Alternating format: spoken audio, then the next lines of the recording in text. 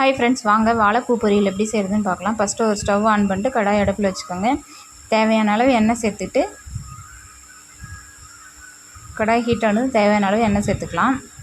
எண்ணெய் சூடானதும் கடுகு, உளுத்தம்பருப்பு, கடலைப்பருப்பு சேர்த்துட்டு நல்லா பொரிஞ்சதுக்கப்புறம் ஒரு 2 பெரிய வெங்காயம் கட் பண்ணி வச்சுருக்கேன், அதை சேர்த்துக்கலாம். வெங்காயம் 2 கொத்து கருவேப்பிலை சேர்த்து நல்லா வதங்கினதுக்கப்புறம் ஒரு ஸ்பூன் இஞ்சி பூண்டு பேஸ்ட் வச்சுருக்கேன், அதுவும் சேர்த்துக்கலாம். அது நல்லா வதங்கினதுக்கப்புறம் தக்காளி சேர்த்துக்கலாம். தக்காளி சேர்த்ததுக்கப்புறம் கொஞ்சமாக உப்பு சேர்த்து அதை நல்லா வதக்கிக்கலாம். அது நல்லா வதங்கினதுக்கப்புறம் 1/4 டீஸ்பூன் மஞ்சள் தூள், 1 ஸ்பூன் சிக்கன் மசாலா, 1/2 டீஸ்பூன் மிளகாய் தூள் சேர்த்து நல்லா வதக்கிக்கலாம். பச்சை வாசம் போனதும் ஒரு 4 முட்டை உடச்சி வச்சுருக்கேன், அதையும் சேர்த்துக்கலாம். அந்த முட்டை நல்லா வதக்கினதுக்கப்புறமேட்டுக்கு வாழைப்பூ வேக வச்ச வாழைப்பூ அது கூட சேர்த்துக்கலாம். இப்போ பார்த்திங்கன்னா சூப்பரான வாழைப்பூ பொரியல் ரெடி ஆயிடுச்சு.